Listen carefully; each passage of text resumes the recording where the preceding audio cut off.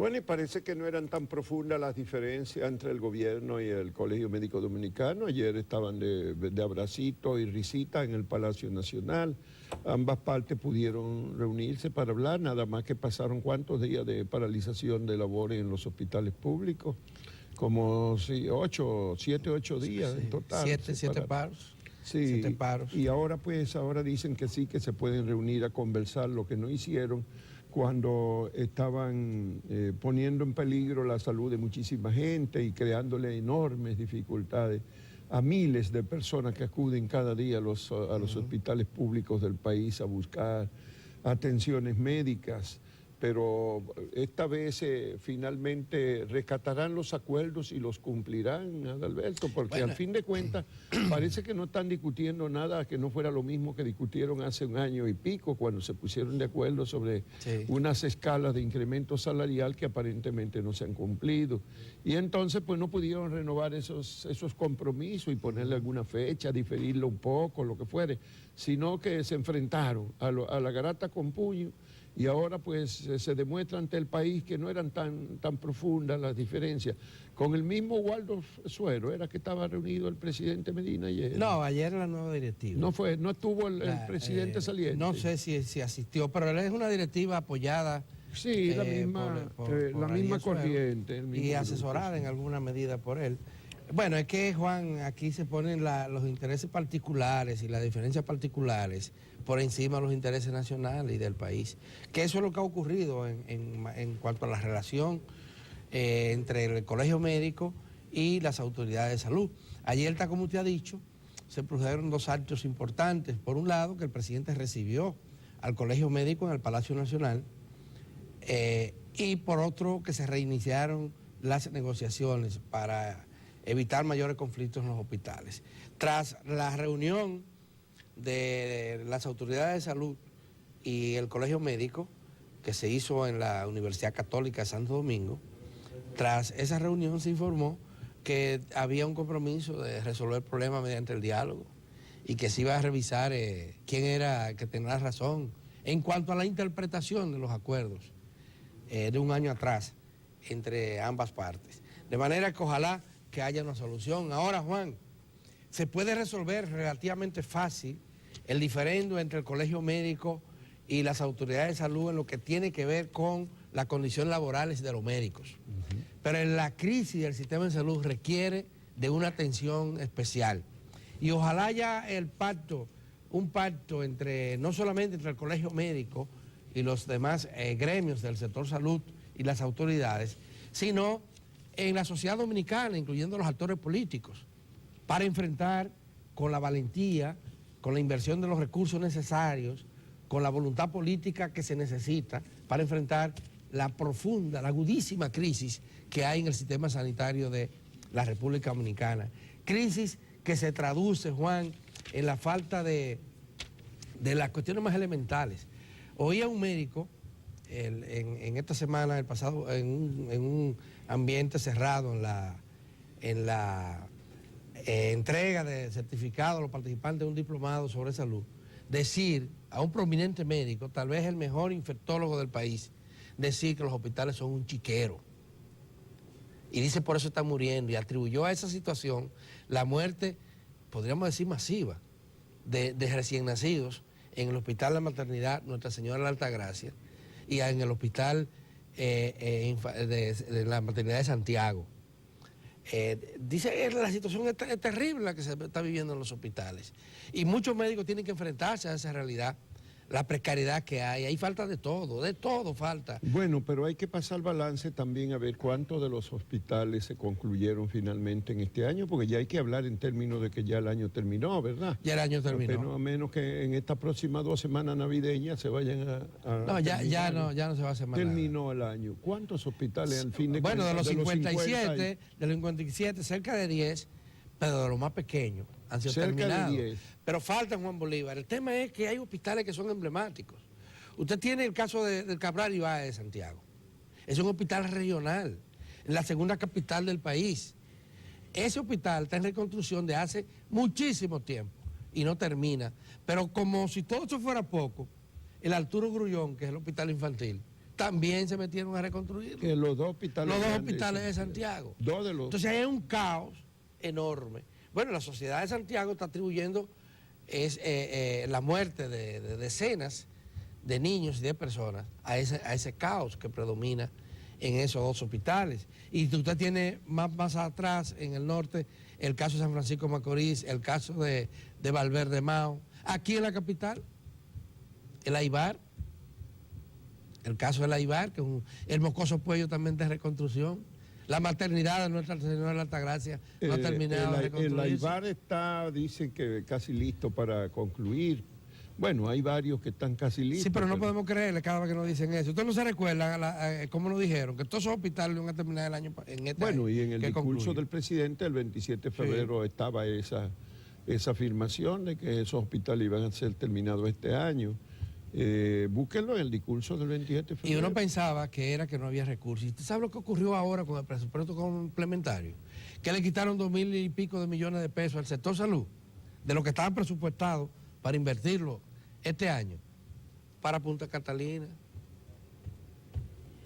Bueno, hay una política de inversión. Leí por ahí que alguien dijo que nos han metido de contrabando un presupuesto complementario verdaderamente vergonzoso en relación a que, bueno, nadie se ha enterado de las cosas que se hicieron ahí al final del juego. Se mandó al Congreso y todo distraído, discutiendo sobre la ley de partidos. Y entonces, pues ahí se aprobó rápidamente todo. Sin que nadie tuviera tiempo ni siquiera de revisar. Con paquete de 29.000 millones de pesos, nada más en asuntos de bonos que tienen que ver con los bonos, ¿no? Sí, esos 29.000 millones de pesos es básicamente para Punta Catalina. ¿Y sabe para qué otro sector? La presidencia de la República. Para el manejo discrecional. También. Porque son los proyectos del presidente. También ahí hay otros. Ahí hay casi 7.000 millones. Es para los proyectos del presidente. Eso incluye el plan de reforestación, que se supone debería hacerlo medio ambiente, ¿verdad? Pero no. Eso depende del presidente. Claro, todo lo que depende del presidente. Que pueda depender del presidente. Pero lo más indignante, que el presidente asistiera la semana pasada a la graduación de 34 cadetes.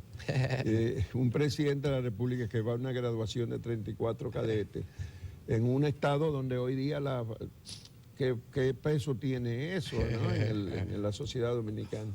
Indica lo que es el presidente anda promoviendo por todos los lados. Y eso de que el presidente no solamente coge ese dinero, se adjudica a la presidencia dinero extrapresupuestal que no estaba originalmente, y no aparecen los números en los cálculos que se hicieron, se metió subrepticiamente. Pero el presidente sigue utilizando los recursos de los ayuntamientos, sigue utilizando los recursos de la ley de capitalización del Banco Central, lo que corresponde al Poder Judicial, al Ministerio Público, lo que corresponde por lo menos a la provincia donde hay explotaciones mineras, los municipios, ¿no? Y en el caso concreto de Sánchez Ramírez, pues le ha quitado 3 o 4 mil millones de pesos. Y el colmo es este que le quita salud pública. Y el colmo es este que le quita salud pública, Juan Bolívar. De lo poco que tiene, cuando salud pública todo el mundo denuncia que el presupuesto es muy limitado, no llega al 2%, que se ha reducido progresivamente, igual que el de los municipios, que para el próximo año cae por primera vez por debajo del 3%, a 2.8% que va a caer. Así es. Pero bueno, lo que no cae es el debate en el PLD. Eso no ha caído. Ayer comenzó una nueva semana, pero con entusiasmo renovado aparentemente, confrontación en el Congreso. Pero yo leía, y oía de eso ayer, y leí eso hoy otra vez, que Camacho dice que manda a leer la Constitución y a leerla bien, porque él dice que no está prohibida la reelección de Danilo, sino que se le da una nueva oportunidad. Sí. Y él mandó a leer la Constitución.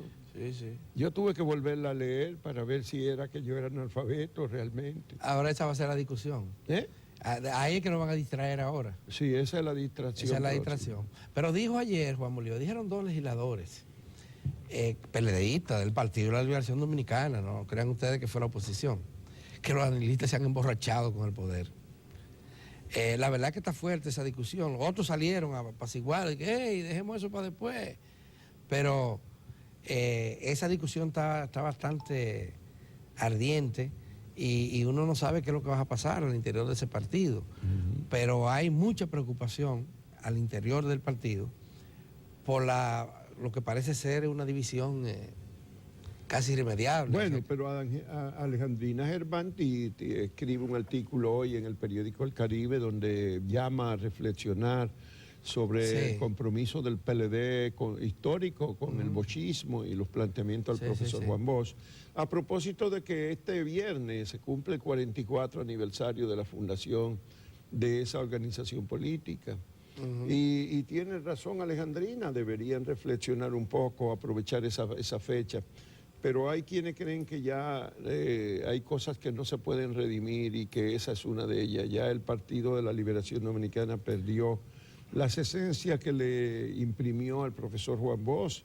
Cuando dejó el Partido Revolucionario Dominicano, lo abandonó él, no fue que lo expulsaron, a él abandonó el PRD en noviembre del 73, denunciando el grupismo y las ambiciones de poder.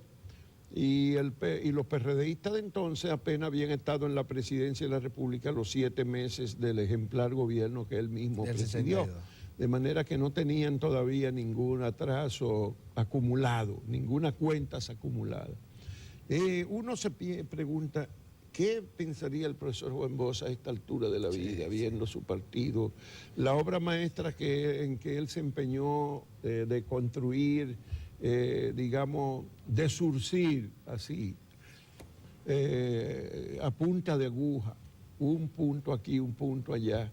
Y Alejandrina recuerda algunos de sus planteamientos en ese artículo. Sí, así es. Habrá oído pero ella dijo algo, ella escribió eso, Juan, pero dijo algo importante ayer, mucho más trascendente. En Santiago. Sí, cuando dijo que no, que aquí no va a haber reelección porque eso lo prohíbe la Constitución de la República. Bueno, pero algunos salieron a cuestionar a la vicepresidenta en el fin de semana, a la vicepresidenta de la República, que dijo que no había ni reelección ni división. Sí. Y ella tiene razón, no va a haber reelección porque está 2 veces prohibida en la Constitución de la República y ya no es posible volverla. La división no está tan segura de que no. Ya no es posible volverla a no, esta sociedad no le va a permitir eso a la No, eso hay que sostenerlo. Está claro. Y el que no sostenga eso y esté diciendo lo contrario, ayuda. Lo que tienen que hacer es, como hacíamos aquí, ¿tú te acuerdas cuando Hipólito juraba que no iba a haber reelección y nosotros decíamos que estaban trabajando para eso?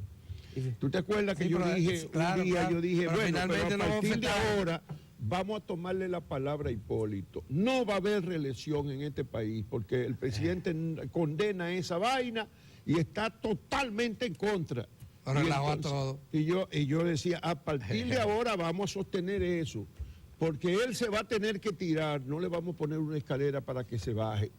Entonces, él se tiene que tirar. Y yo le decía, no va a haber reelección. Cuando volvían una y otra vez, pasamos meses, a tal punto que Fausto Rosario un día me dijo, pero ven acá, ¿y tú estás creyendo eso? Digo, también tú te vas a dejar confundir. ¿Tú no te acuerdas que dijimos que no le íbamos a poner una escalera a Hipólito para que él se bajara? Es que él ha comprometido muchas veces su palabra de que no se va a repostular, que esa maldita reelección, hasta que finalmente se tiró, pero no lo ayudamos a bajar. Se rompió la frente. Él se tiró y se rompió las patas. Con ese tiraje se rompió las patas. Se rompió la frente. Miren, si Hipólito tal vez no hubiese hecho eso, la posibilidad de volver a poder ser mayores. Si se hubiera dedicado a trabajar por el país y a recuperar la economía del país y por su partido y hubiese auspiciado una alternativa en ese momento. Pero después de esa metida de pata. Hoy estaría a lo mejor en el poder. Después de esa metida de pata, las posibilidades de volver al poder no existen. Simplemente no existen. Ahora, no diga eso porque te van a condenar. Bueno, que me condenen, pero esa es la percepción que tengo. Es igual que lo de la reelección, Juan. Estas son circunstancias distintas. Ahora no hay posibilidades para modificar la Constitución por encima de la sociedad dominicana. No la hay. Y yo creo que Danilo Medina lo sabe.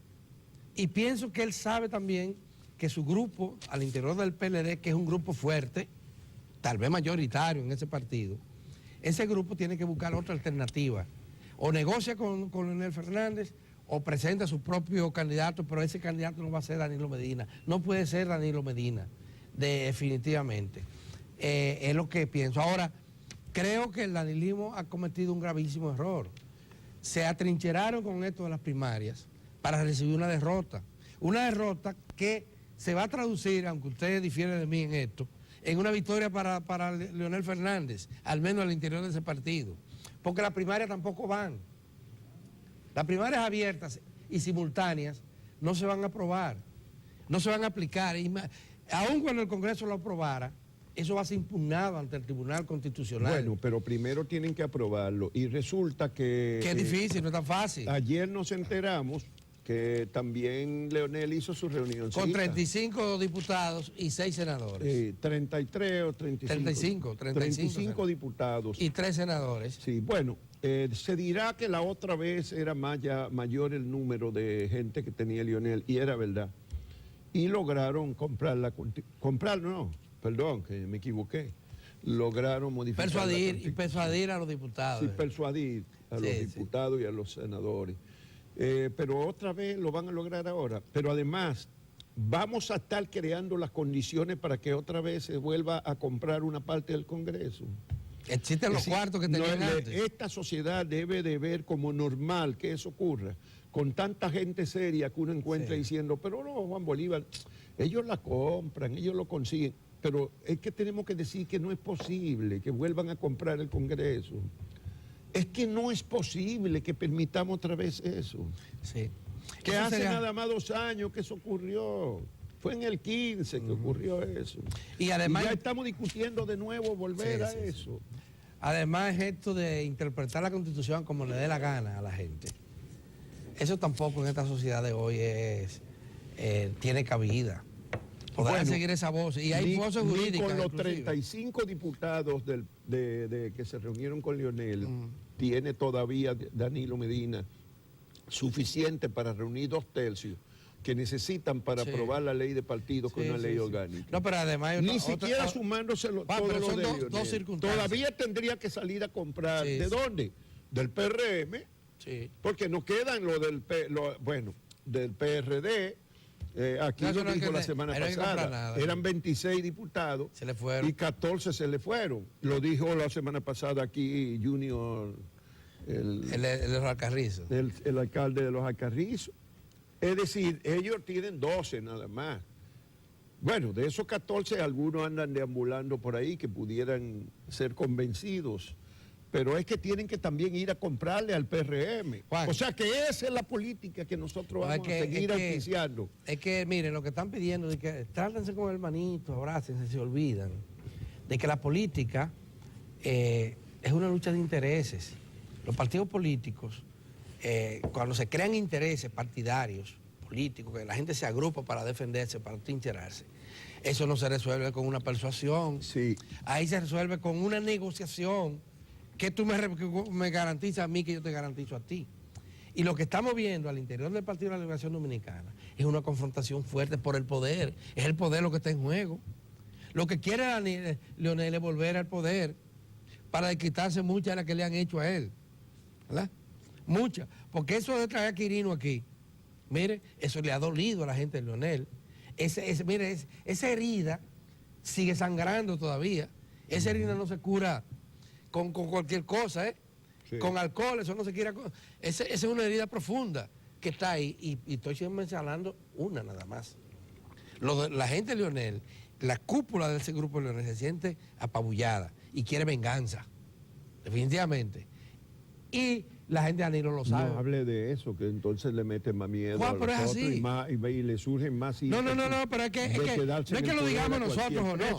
A mí me dijo alguien que no incita con eso. Que no cercáramos al presidente con eso, porque si lo cercamos va a ser entonces que el presidente se va a empeñar. Bueno, pero el rol de nosotros es presentar los hechos tal como lo percibimos, ¿verdad? Sí. Podemos equivocarnos, pero es presentarlo. Y así es que se ve. Ahora, el presidente Danilo no es tonto. Él lo sabe mejor que nosotros dos, Juan. Él lo sabe. Y su grupo está también atrincherado. Ese grupo no quiere salir del poder. Ese grupo quiere mantenerse unido y no crean que es de gente externa al partido, como algunos creen. Señores, son dirigentes del Partido de la Liberación Dominicana.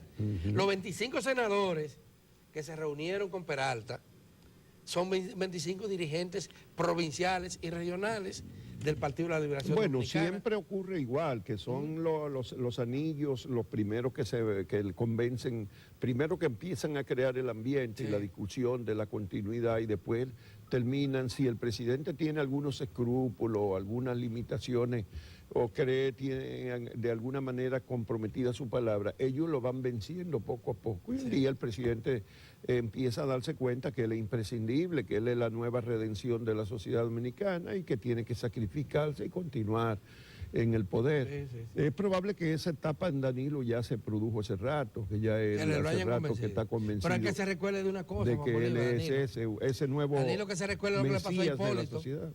¿Usted sabe quién fue el principal portavoz de la reelección dentro del Partido Revolucionario Dominicano cuando Hipólito Mejía Un está en el senador poder? que está cerca. El senador de ASO. Sí, pero tú no te acuerdas que vino aquí a esta entrevista con nosotros varias veces y a pelear con nosotros. Y miren qué leal es él. Miren qué leal le fue a Hipólito Mejía después que lo convenció. Digo, él no fue el único, ¿verdad? Porque sería injusto decir que él fue el único, pero fue el principal portavoz. ¿Dónde está él? Él se fue rápidamente y sigue siendo un hombre prominente. No, pero claro, porque es un senador de la República y es un sociólogo, y fue acogido con los brazos una abiertos. Persona con mucha calidez, con mucha formación profesional y política. Sí. Pero hay muchísimas. Hacia la política, hacia la política. Es una lucha de intereses. El tema es que esta lucha de intereses en los partidos políticos se ha centrado en asuntos que en nada benefician al público, en nada beneficia al interés colectivo de la sociedad dominicana. Lamentablemente, estos partidos que están integrados por federaciones de grupos, como lo dijo Peña Gómez antes de morir, o sea, los partidos ya no son esta congregación de hombres y mujeres unidos por un ideal. Ya los partidos se han convertido en confederaciones de grupos. Y por eso Peña Gómez, dentro del propio PRD, fue uno de los primeros en reconocer que vean tendencia y que había que respetarla. Y toma lo tuyo y toma lo mío. Fíjense aquello del fraccionamiento del periodo de elección para síndicos, diputados y hasta regidores. Eso era parte del reconocimiento de esto para poder mantener unido a ese partido. Y es lo que parece difícil ahora en el Partido de la Liberación Dominicana. Bueno, pero mientras tanto el presidente Fernández hizo su reunión con sus legisladores para compartir un poco de vino. Y un quesito. Y pan y queso. Y un quesito. Pan y queso. Sí. Y un poco de vino, eso fue lo que compartieron. Es con motivo de las Navidades. Sí, sí. La del otro día, la cena de Peralta, era también una cena de intercambio para jugar billar, era prenavideña la cena del otro día, y bueno, para disfrutar un poco de las finas atenciones del ministro, de la comida y la bebida, y ahí tampoco se habló de política, o sea que ellos no hablan de política en esas reuniones, eso ya se puede anotar como un paso muy importante de avance, que no es todo de política, también se divierten y juegan billar y se toma y comparten el pan y el vino, de manera que nada más falta la bendición del Señor. Y nadie después sabe de todo ahí. eso. Y nadie puede asegurar que no esté ahí. Y nadie lo puede desmentir. Así que prepárense, que todavía falta mucho por discutir. Este año va a terminar así ya, vamos a terminar después de pasarnos, ¿cuántos meses hace que estamos hablando del padrón abierto cerrado? Y el año que viene comenzaremos con lo mismo otra vez. Vamos a comenzar con lo mismo. Y la legislatura. Tendremos que seguir hablando de eso el próximo año. No lo dudes, Juan Bolívar.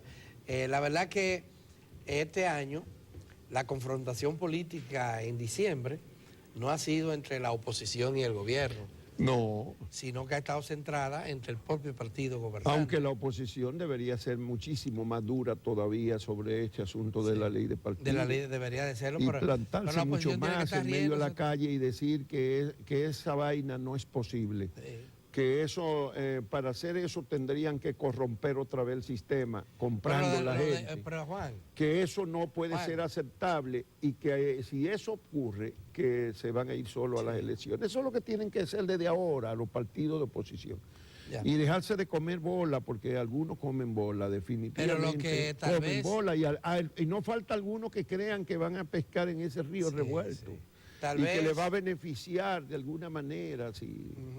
Tal vez el hecho de la actitud de la oposición, que es muy tímida frente a este asunto, es bastante tímida, tenga que ver con que la oposición sabe que no quiere darle una victoria al interior del PLD a Leonel Fernández. Bueno, lo que es trascendente en este momento es parar ese intento, porque nadie va a poder convencerme a mí, por lo menos, de que ahora le ha dado con tanto, le ha entrado un furor tan democrático al presidente Danilo Medina, que quiere imponernos a todos, por encima de la cabeza de todos, en aras de la democracia, el padrón abierto, porque eso es lo más democrático que hay en el mundo, dicen algunos. Bueno, y trajo expertos por todos lados. un colega que decía que sería muy infelices los opositores si se dejan meter esa. Y yo le dije, sí, esa es la realidad, no, serían unos estúpidos si se dejan meter esa, pero para meter esa tienen que acudir el presidente a usar los recursos del Estado para comprar gente. Y eso es muchísimo más grave, porque si lo hiciera con su recurso propio, de su herencia, que vendiera una tierrita, una cosa con su dinero, uno diría, eso es corrupción, pero es que el dinero, la corrupción, pero con el dinero de nosotros, es que corrompen. De manera que no puede ser, no. Eso no puede ser otra vez. Y fuego a la lata.